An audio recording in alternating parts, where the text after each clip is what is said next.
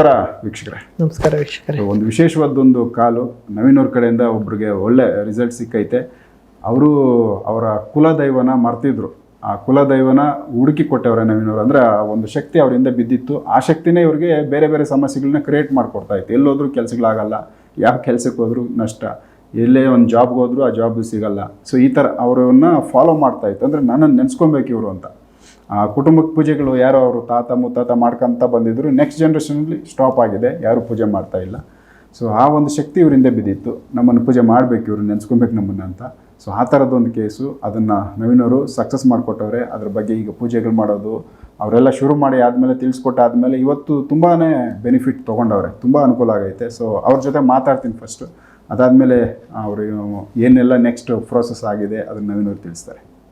Hello hello, ನಮಸ್ಕಾರ sir. ನಮಸ್ತೆ sir. Okay, ಆರಾಮಿದ್ದೀರಾ? ಆರಾಮಿದ್ದೀವಿ ಸರ್, ನೀವು? ನಾವು ಆರಾಮಿದ್ದೀವಿ.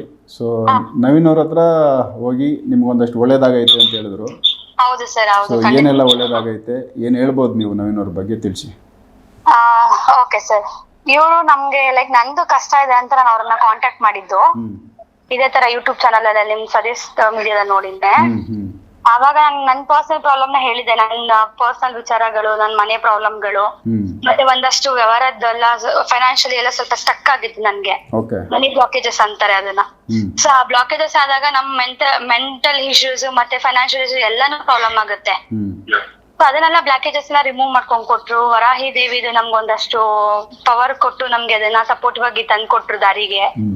ಸೊ ಆಧ್ಯಾತ್ಮಿಕದ ಕಡೆ ನಮ್ಗೆ ಅಷ್ಟು ಒಲವೇ ಇರ್ಲಿಲ್ಲ. ಲೈಕ್ ಅದು ನಾವು ಇವಾಗಿನ ಜನರೇಷನ್ ಅವರಾಗಿ ನಾವ್ ಅದನ್ನ ಬಿಲೀವೇ ಮಾಡಲ್ಲ ಸರ್. ದೇವ್ರನ್ನ ನಂಬ್ತೀವಿ, ಅದು ನಾವು ಕಣ್ಣಿನ ನೋಡ್ತಿರ್ಲಿಲ್ಲ. ಇದು ಸತ್ಯನ ಸುಳ್ಳ ಅಂತ ಯಾರೋ ಹೇಳಿದ ಇದೆಲ್ಲ ಸತ್ಯನ ಇವಾಗಿನ ಕಾಲದಲ್ಲಿ ಅಂತ ಟೀಕೆ ಮಾತುಗಳ ಆಡ್ತೀವಿ. ಬಟ್ ಇವ್ರ ನಮ್ಗೆ ಪರಿಚಯ ಆದ್ಮೇಲೆನೆ ಇವೆಲ್ಲ ನಿಜ ಅಂತ ಗೊತ್ತಾಗಿ ನಮಗೂ ಥರ್ಡ್ ಐ ಅನ್ನೆಲ್ಲ ಸ್ವಲ್ಪ ಓಪನ್ ಮಾಡಿಸಿದ್ರು. ಅಂದ್ರೆ ನಮ್ಗೆ ಪ್ರಾಬ್ಲಮ್ ಇದೆ ಅಂತ ನಾವ್ ಇನ್ನೊಬ್ರ ಹತ್ರ ಹೋಗೋದ್ನ ನಮ್ಮ ಮನೇಲೆ ಕುತ್ಕೊಂಡು ಪ್ರಾಬ್ಲಮ್ ನ ಕಂಡಿಡಿಯೋ ತರ ನಮ್ಗೆ ರೆಡಿ ಮಾಡಿದ್ರು. ಲೈಕ್ ನಿಮ್ಮಲ್ಲಿ ಒಂದ್ ಶಕ್ತಿ ಇದೆ ತಾಯಿ, ನೀವ್ ಅದನ್ನ ಕಲ್ತ್ಕೊಳ್ಳಿ, ನೀವ್ ಯಾಕೆ ನಿಮ್ ಪ್ರಾಬ್ಲಮ್ ಇದೆ ಅಂತ ಇನ್ನೊಬ್ರ ಹತ್ರ ಹೋಗ್ತೀರಾ, ನಿಮ್ ಹತ್ರ ನಾಲ್ಕ್ ಜನಕ್ ಬರ್ಬೇಕು, ನಿಮ್ಮಿಂದ 4 ಜನಕ್ಕೆ ಒಳ್ಳೇದಾಗ್ಬೇಕು ಅನ್ನೋ ತರ ನಮ್ಗೆ ಅದನ್ನ ಕಲ್ಸ್ಕೊಂಡ್ ಕೊಟ್ರು. ನಮ್ಮಿಂದ 4 ಜನಗಳಿಗೆ ಒಳ್ಳೇದಾಗಿದೆ, ನಮ್ ಗುರುಗಳಿಂದ ನಮ್ಮ ಮನೆಯವ್ರಿಗೆ ನನ್ಗೆಲ್ಲರಿಗೂ ಒಳ್ಳೇದಾಗಿದೆ. ಅಂದ್ರೆ ಸರ್ ಇವಾಗಿನ ಜನರೇಷನ್ ಒಬ್ರು ಗುರು ಇರ್ಬೇಕು ಸರ್. ಅಂದ್ರೆ ಟೀಚರ್ಸ್ ಬೇರೆ, ನಿಜ ಜೀವನದಲ್ಲಿ ನಿಜವಾಗ್ಲೂ ಒಬ್ರು ಗುರು ಇದ್ರೇನೆ ನಮ್ಮ ಲೈಕ್ ಡೈಲಿ ರೊಟೀನ್ಸ್ ಅಲ್ಲಿ ಒಂದು ದೇವರನ್ನ ಬಿಲೀವ್ ಮಾಡೋದಾಗಿರ್ಬೋದು. ಸುಮ್ನೆ ದೇವ್ರ ಪೂಜೆ ಮಾಡ್ತೀವಿ ಅಂತ ಪೂಜೆ ಮಾಡೋದಲ್ಲ ಸರ್. ಆ ದೇವರಿಗೆ ಒಂದ್ ಶಕ್ತಿ ಕೊಟ್ಟು ಆ ದೇವಿ ನಮ್ ಜೊತೆ ನೆಲೆಸಿದಾಳ ಇಲ್ವಾ ಅಂತ ಇದನ್ನ ತಿಳ್ಕೊಬೇಕು ನಾವು. ಅವಾಗ ನಿಮ್ ಲೈಫ್ ಚೇಂಜ್ ಆಗ್ಬಿಡುತ್ತೆ. 1000 ಪ್ರಾಬ್ಲಮ್ಸ್ ಇದ್ರುನು ನಾವ್ ಈ ಆಧ್ಯಾತ್ಮಿಕ ಕಡೆ ಬಂದ್ರೆ ನಿಮ್ಗೆ ಬೇರೆನೆ 1000 ಟೆನ್ಷನ್ ಇದ್ರು ನಿಮ್ಗೆ ಖುಷಿ ವಿಚಾರವಾಗಿ ಅನ್ಸುತ್ತೆ. ಮತ್ತೆ ಎಲ್ಲಾ ಕೆಲ್ಸಗಳು ತಾನೇ ದಾರಿಗಳು ಬಂದ್ಬಿಡುತ್ತೆ. 1000 ಜನ ಕೆಟ್ಟದ್ ಮಾಡಿದ್ರು ನಿಮ್ಗೆ ದೇವ್ರು ಒಲಿತು ಅಂತ ಅಂದ್ರೆ 100ಗೆ 200% ನಿಮ್ಗೆ ರಿಸಲ್ಟ್ ಸಿಗುತ್ತೆ.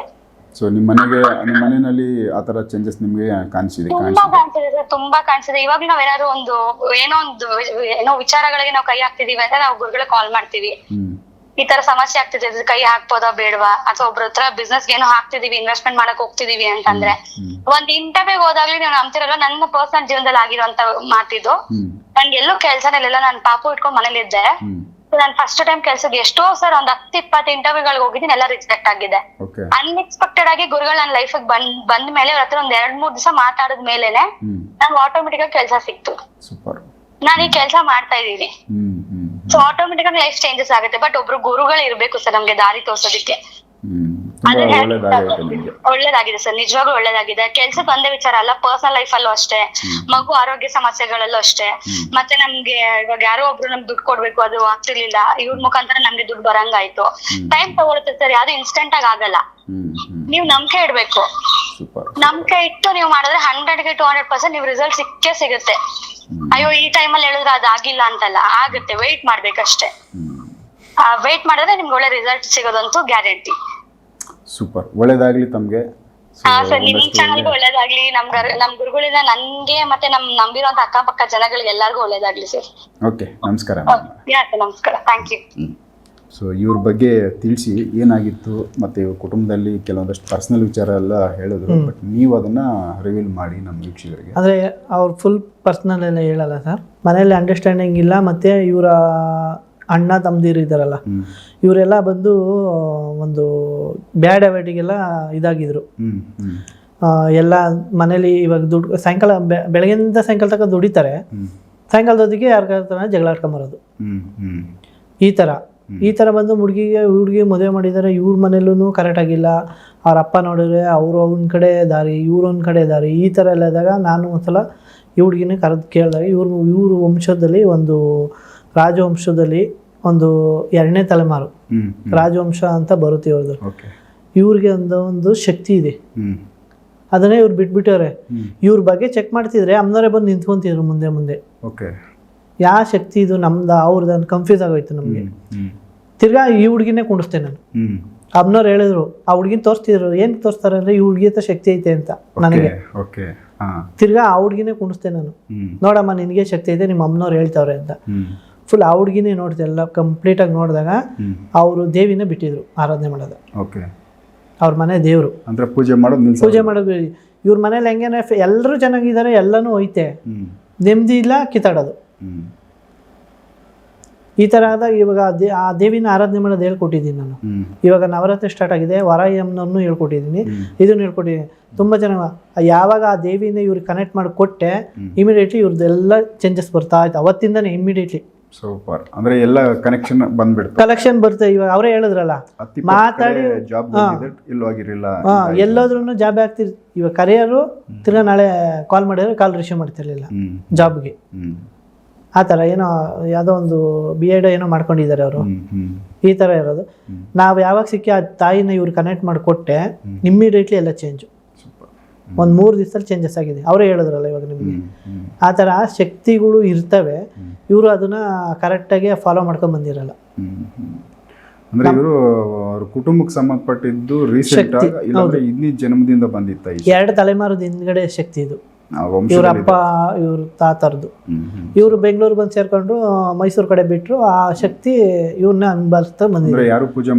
ಯಾರು ಪೂಜೆ ಮಾಡಿದ್ರೆ ಇವ್ರಿಗೆ ಅಂತ ಒಂದು ಶಕ್ತಿ ಇರುತ್ತೆ. ಇವ್ರ ಮನೆ ತರದಲ್ಲಿ ಇವರು ವರ್ಷ ಪೂಜೆ ಮಾಡ್ಕೊಂಡು ಆ ದೇವಿಗೆ ಏನೇನ್ ಬೇಕು ಆರಾಧನೆ ಮಾಡ್ಕೊಂಡ್ ಬಂದಿರ್ತಾರೆ. ಆ ಶಕ್ತಿ ಇವ್ರಿಗೆ ಹೊಲ್ದು ಬಂದಿರ್ತದೆ. ಹೊಲ್ದು ಬಂದಾಗ ಏನ್ ನೋಡುತ್ತೆ, ಇವ್ರು ಯಾವಾಗ ಪೂಜೆ ಪುನಸ್ಕಾರಗಳು ಬಿಟ್ಟಾಗ ಇವ್ರಿಗೆ ಗೊತ್ತಿಲ್ದಂಗೆ ಎಲ್ಲಾ ಕಡೆನೂ ಚೆಕ್ ಮಾಡ್ಕೊಂಡ್ ಬಂದ್ರು ಯಾರು ಏನು ಪ್ರಯೋಗ ಮಾಡಿಲ್ಲ. ಇಲ್ಲಿ ಯಾವ್ದೇ ತರ ನೆಗೆಟಿವ್ ಇಲ್ಲ. ಇಲ್ಲಿ ಆಗ್ತಾರೆ ಬಂದು ಅಮ್ಮನವ್ರ ಪ್ರಾಬ್ಲಮ್. ಅವರೇ ಬಂದು ಡಿಸ್ಟರ್ಬೆನ್ಸ್ ಮಾಡ್ತಾ ಇದ್ರು. ಅವ್ರು ಬರೋ ಎನರ್ಜಿಗೆ ಇವ್ರಿಗೆ ತಡ್ಕೊಳಕ್ ಆಗ್ತಾ ಇಲ್ಲ, ತೊಂದರೆ. ಅವ ಅಮ್ಮನವ್ರು ಕೇಳಿ ಯಾವ ಥರ ಪೂಜೆ ಮಾಡಬೇಕು ಅನ್ನೋದು ಹೇಳಿ ಆ ಹುಡುಗಿ ಕೈಲಿ ಮಾಡಿಸಿದಾಗ ಇವಾಗ ರಥ ಮಾಡ್ತಾ ಇದೆ. ಇದು ವರಾಯಿದು ಅಷ್ಟೇನೆ. ವರಾಯಿ ಕವಚ ಸರ್ ಇವಾಗ ಹೇಳ್ತೀನಿ. ನಿಮ್ಗೆ ಯಾರಿಗೆ ವರಾಯಿ ಕವಚ ಬೇಕಂದ್ರೂ ನಾನು ಕಾಂಟ್ಯಾಕ್ಟ್ ಮಾಡ್ಬೋದು. 100% ಅದರಲ್ಲಿ ಕೆಲಸ ಇದೆ. ಸೂಪರ್ ಮಾಡ್ಕೊಡಿ. ಅದನ್ನ ತೋರ್ಸಕ್ಕಾಗಲ್ಲ ಪಬ್ಲಿಕ್ಕಿಗೆ, ಮಾಡ್ಕೊಡ್ತೀನಿ. ಇವಾಗ ಅವ್ರು ಕೊಟ್ಟಿರೋದು ಒಂದು ವರಾಯಿ ಕವಚ ಕೊಟ್ಟಿದ್ದೀನಿ. ತುಂಬ ಬೆನಿಫಿಟ್ ಇದೆ ಅದರಲ್ಲಿ. ಕೆಲಸ ಕಾರ್ಯ ಆಗೋದು, ಕೋರ್ಟ್ ಕಚೇರಿ ವಿಚಾರದಲ್ಲಿ ನಿಮಗೆ ವೃದ್ಧಿ ಆಗ್ತಾ ಇಲ್ಲ, ಅದರಲ್ಲಿ ವಾಕ್ ಸಿದ್ಧಿ ಅದು ಕೂಡ ಆಗುತ್ತೆ. ಸೇಫ್ಟಿ, ಯಾವುದೇ ಥರ ನೆಗೆಟಿವ್ ಟಚ್ ಆಗಲ್ಲ ಅದರಲ್ಲಿ. ಒಂದು 100 ಮೀಟರ್ ದೂರ ಇರ್ತದೆ ನಿಮ್ಮ ಪ್ರಭಾಳಿಯಿಂದ ಆಚೆ. ನೀವು ಬನ್ನಿ ಅಂತ ಕರೆದ್ರೂ ನೆಗೆಟಿವ್ ನಿಮ್ಮ ಬಾಡಿಗೆ ಬರಲ್ಲ. ಆ ಥರ ಒಂದು ಪ್ರಯೋಗ ಮಾಡಿಕೊಟ್ಟಿದ್ದೀನಿ. ಇವಾಗ ಚೆನ್ನಾಗಿದ್ದಾರೆ, ಅದಕ್ಕೆ ನಿಮ್ಮ ಹತ್ರ ಮಾತಾಡ್ಸಿದ್ದೆ. ಅಂದರೆ ಇದು ಅವ್ರದೇ ಒಂದು ಮನೆ ದೇವರು. ಹೌದು, ಮನೆ ದೇವ್ರದ್ದು ಪ್ರಾಬ್ಲಮ್ ಇದೆ. ತುಂಬ ಜನ ಫೋನ್ ಮಾಡ್ತಾರೆ ನನಗೂ, ಅವ್ರಿಗೆ ಹೇಳ್ತೀನಿ, ಆದರೆ ಅವ್ರಿಗೆ ಅರ್ಥ ಮಾಡ್ಕೊಳೋ ಕೆಪಾಸಿಟಿ ಇರಲ್ಲ. ಸೊ ಅವ್ರದೇ ದೇವರುಗಳು ಅವ್ರಿಗೆ ಡಿಸ್ಟರ್ಬ್ ಮಾಡುತ್ತೆ. ಹೇಳಿದ್ರು ನಂಬಲ್ಲ. ನಿಲ್ಸಿರ್ತಾರೆ, ಇಲ್ಲ ಪೂಜೆಗಳು ಮಾಡಿರಲ್ಲ, ವಿಧಾನಗಳು ಸರಿ ಇರಲ್ಲ, ಅದಕ್ಕೆ ಶಾಂತಿ ಮಾಡಿರಲ್ಲ. ಅಮ್ಮನ್ನ ಕರಿಬೇಕು. ನೀವು ಒಂದು ಶಕ್ತಿ ನಮ್ಮ ಮನೆಯಲ್ಲಿ ನಾವು ಹೆಂಗೆ ಒಂದು ಸದಸ್ಯನಾಗಿರ್ತಾರೆ, ಅದೇ ಥರ ಅಮ್ಮನವರು ನಮ್ಮ ಮನೇಲಿ ಒಬ್ಬರಾಗಿರ್ತಾರೆ. ಅವ್ರನ್ನ ನಾವು ಸತ್ಕಾರ ಮಾಡೋದು ನಮ್ಮ ಧರ್ಮ. ಯಾವಾಗ ನಾವು ಬಿಡ್ತೀವಿ ಮರೆತು ಇವಾಗಿನ ಜನ್ರೇಷನಲ್ಲಿ ಎಲ್ಲ ನಾವಾಗೆ ನಾವು ತಗೊಂತೀವಿ, ಕಳ್ಕೊಂತೀವಿ, ಎಲ್ಲಾನು ಕಳ್ಕೊಂತೀವಿ. ಅವ್ರಿದ್ರೆ ಫುಲ್ ಎಲ್ಲ ತುಳುಕ್ತಾ ಇರ್ತದೆ ಮನೆ, ಇಲ್ಲ ಅಂದ್ರೆ ಎಲ್ಲ ಕಳ್ಕೊಂಡ್ಬರ್ತೀವಿ ಒಂದ್ಗಡೆ. ಈ ಥರ ಆಗುತ್ತೆ. ಹೌದು.